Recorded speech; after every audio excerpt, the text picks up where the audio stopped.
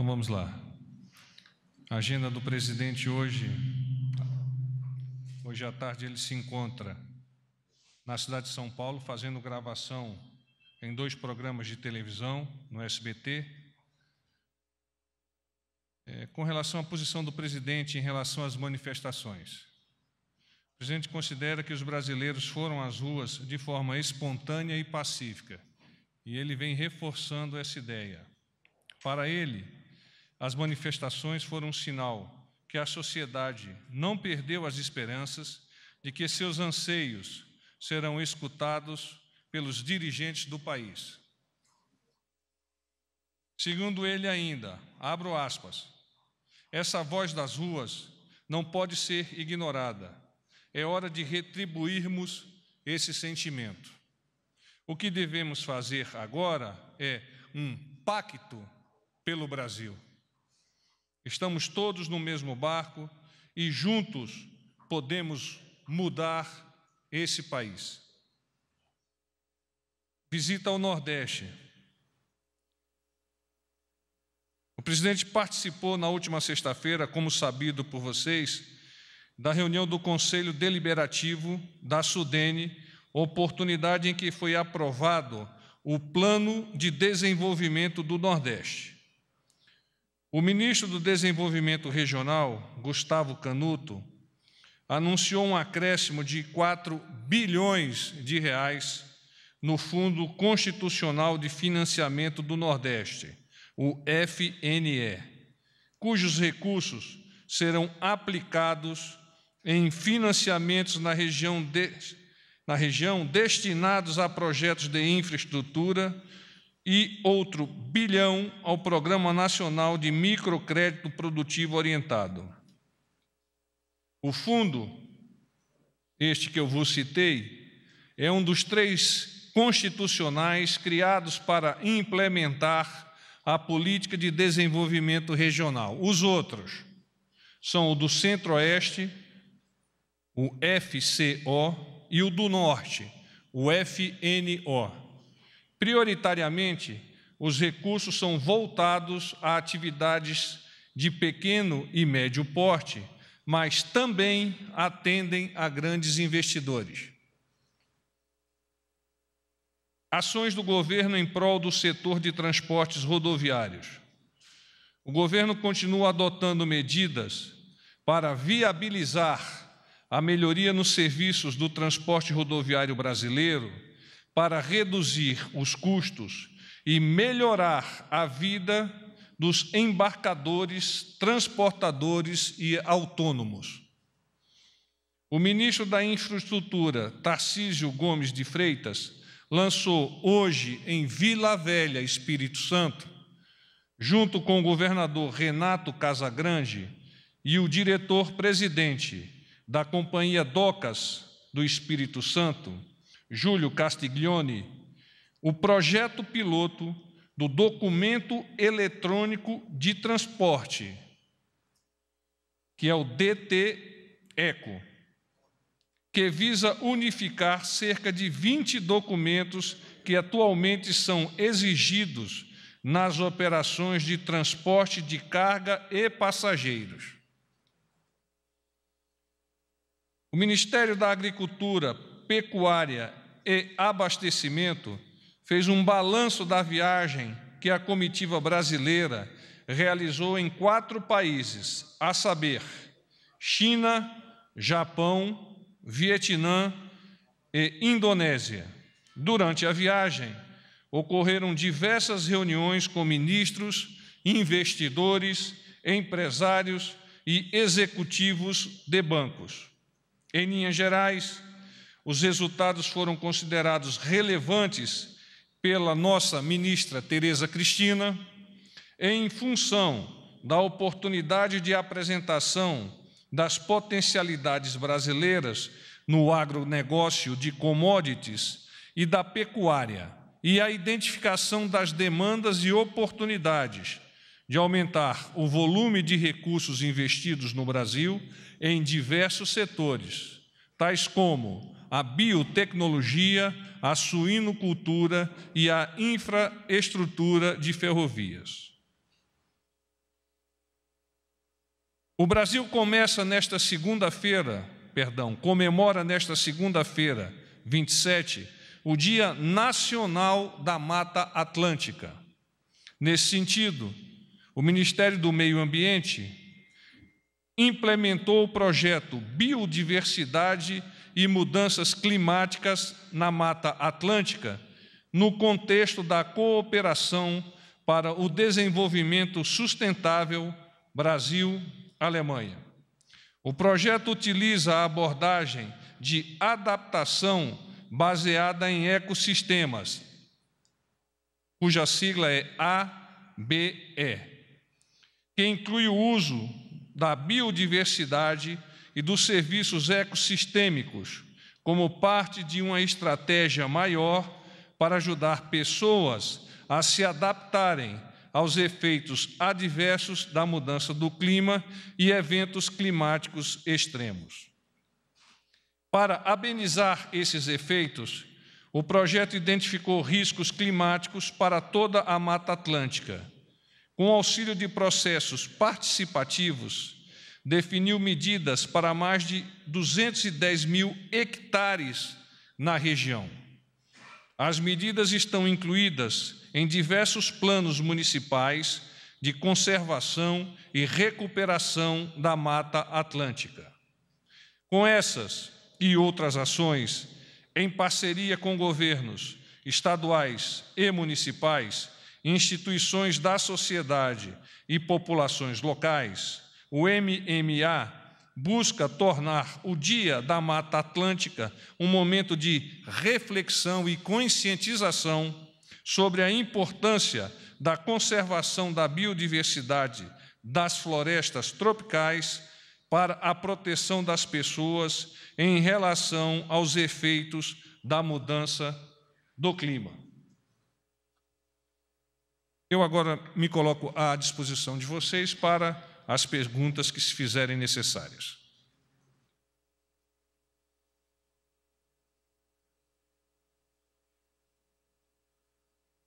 Boa noite, tudo bom? Porta-voz Rudá Moreira, do SBT. Tudo bem, Rudá? Tudo bom. O Palácio do Planalto se manifesta sobre a suspensão da venda de subsidiárias da Petrobras? Perdão, não escutei direito. Se o Palácio do Planalto vai se manifestar sobre a suspensão da venda de subsidiárias da Petrobras, uma decisão que saiu hoje à tarde. Eu não tenho essa informação, Rudá, eu vou consultar o nosso presidente. Eu até já acionei a SIMP, eles não responderam, por isso eu trago a pergunta. Não, mas nós vamos buscar a resposta e juntos, o porta-voz e a SIMP, nós vamos adiantar-lhe, ainda que não neste momento, mas há tempo de você colocar na sua matéria. Fica tranquilo aí.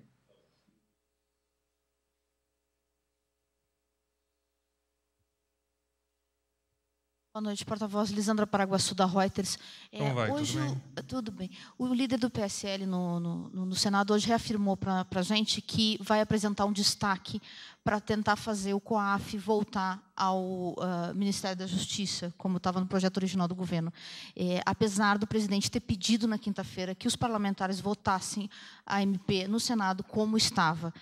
Vai ter alguma ação do Planalto, uma tentativa de mudar isso, porque pode acabar caducando a MP, né, se tiver que voltar para a Câmara. Okay. O presidente da República já se manifestou, sim, como você verbalizou, em outras oportunidades, favoravelmente a que o Senado Federal mantenha a medida provisória 870, da forma como foi aprovada na Câmara de Deputados.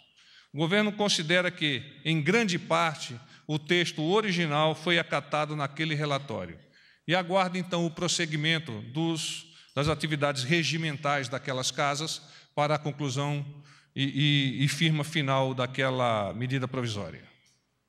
General Barros, boa tarde, Tiago Nolasco, da TV Tudo bem, Record. Tiago? Na entrevista ontem concedida à Record, o presidente comentou sobre conversar com os presidentes dos outros poderes para propor um pacto para ouvir os protestos e adotar medidas que vão de acordo com as reivindicações da população.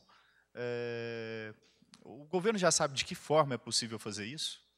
O presidente vem se manifestando já de há tempo, no sentido de que toda a sociedade participe em conjunto com os poderes institucionalizados para que nós cheguemos a bom porto, levando as reformas que estão sendo propostas pelo governo, quais sejam a reforma administrativa, a reforma da Previdência, o próprio Pacto Federativo, a ação contra a corrupção, dentre outras. E é nesse sentido que ele verbalizou de forma muito veemente a necessidade de que nós tenhamos consciência e firmemos um pacto pelo Brasil. Esse pacto há de conformar todos os poderes, toda a sociedade, ultrapassar os obstáculos que naturalmente eles se impõem no ambiente político e no ambiente do dia a dia da sociedade, para que nós cheguemos a cruzar a bandeira final, que é o bem-estar da nossa sociedade. Porta-voz Gustavo Uribe, da Folha de São Tudo bem, Paulo. Gustavo? Tudo ótimo. Ontem o presidente afirmou que as manifestações, as vozes da rua, eram um recado para aqueles que teimavam com velhas práticas. A quem foi esse recado? O presidente esmiuçou se falava do Centrão, se referia ao Congresso. A quem é direcionado essa fala do presidente? Ao final da noite, em uma reportagem capitaneada pelo Tiago, ele colocou de forma bastante clara e serena a importância daquelas manifestações, no sentido de que elas, por serem espontâneas, demonstraram o sentimento da sociedade de avançar para que as soluções que são estruturais sejam consumadas e que o Brasil possa avançar efetivamente. É nesse sentido que o presidente vem falando, vem vocalizando, e está bastante otimista de que essa reforma da Previdência e outras reformas se façam presentes no âmbito da nossa sociedade o mais rápido possível. Porta-voz, boa noite, Luísa, TV Globo. Tudo bem, Luísa? Tudo bem. Porta-voz, o senhor já falou do COAF, mas eu queria só insistir.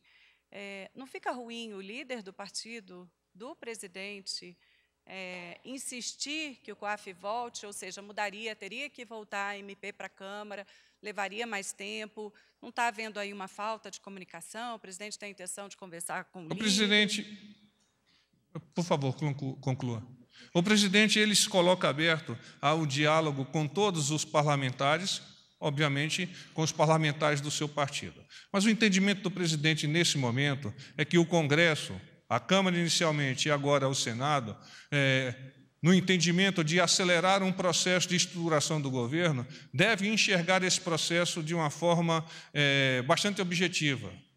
E, para enxergar isso de forma bastante objetiva, o governo, na pessoa do presidente Jair Bolsonaro, entende que as alterações que foram realizadas na Câmara e que estão sendo analisadas pelo Senado são as alterações que cabem dentro do contexto inicial do presidente. Afinal, nós temos um conjunto de ministérios com o número de 22 é muito mais efetivo, muito mais eficaz e muito mais eficiente para o governo. Com essa insistência do líder do PSL no Senado, o presidente tem o receio de que a MP caduque, porque aí volta para a Câmara, se houver a aceitação de que o COAF fique com o ministro Moro, mudaria tudo. O presidente tem esse receio? O presidente confia plenamente na condução, melhor dizendo, do presidente Davi Alcolumbre, agora no Senado, para que os eventos relativos a essa medida provisória possam ser o mais prontamente possível confirmados e que nós tenhamos, por fim, ela firmada e aplicada definitivamente.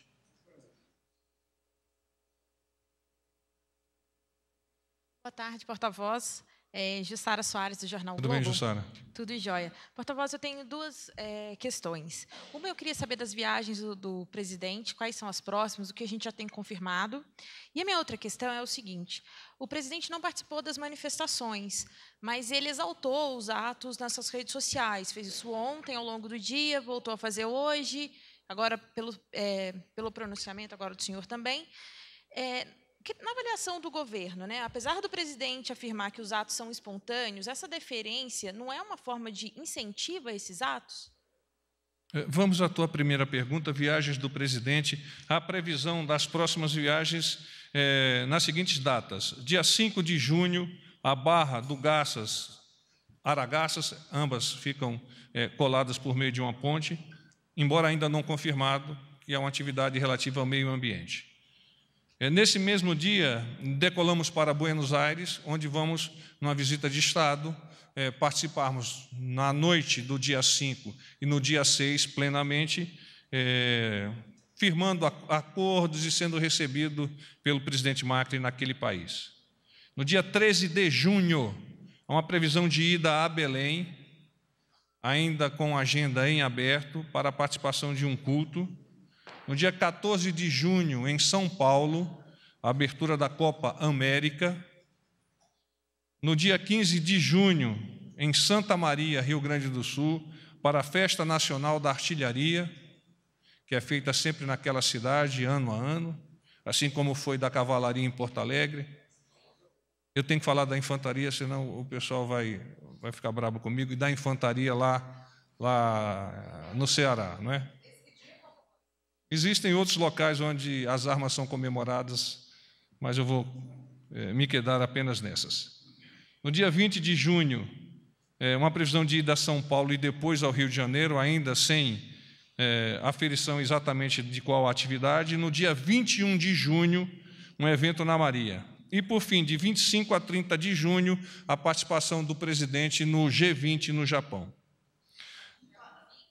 25 a 30 de junho, mas aí nós temos que considerar o antes e o depois em termos de viagem. Então, é uma viagem muito longa e tem uma parada no meio do caminho previsto.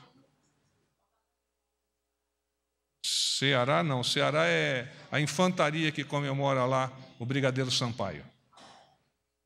A sua segunda pergunta. O presidente, ao expressar-se na sua mídia social, ele quer colocar a sua posição, obviamente, pessoal, não obstante, ele não quer fugir dessas palavras com as quais eu vocalizei o seu pensamento, qual seja, um ambiente de sadia camaradagem, nós podemos assim chamar, com pouquíssimos eventos de violência, ele praticamente não identificou nenhum, nós, na verdade, não identificamos nenhum.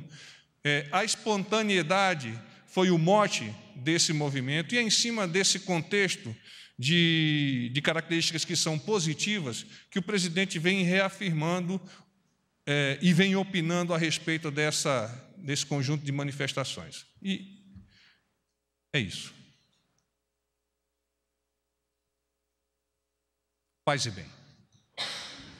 Porta-voz, eu tinha uma que demorou a chegar ao microfone, mas... Desculpe, Rodar. Não, sem problema, porta-voz. É uma coisa que o senhor respondeu, talvez, o maior número de vezes, mas a sua última resposta me despertou essa outra pergunta, a respeito da MP 870, manutenção do COAF ou outros destaques que estão sendo feitos. O senhor falou que o presidente respeita, entende que as alterações que estão sendo feitas no Congresso são alterações que não interferem na grande estrutura do governo, né? Que o senhor falou que o presidente tem repetidas vezes não ido contra essas alterações, como a do COAF, por exemplo, está respeitando a decisão da Câmara. Nessa linha, então, eu pergunto se o Senado aprovar do jeito que está, a inclinação do presidente neste momento é de não haver nenhum veto, de sancionar o projeto de lei de conversão conforme ele chegar do Congresso? Assim o é. Paz e bem.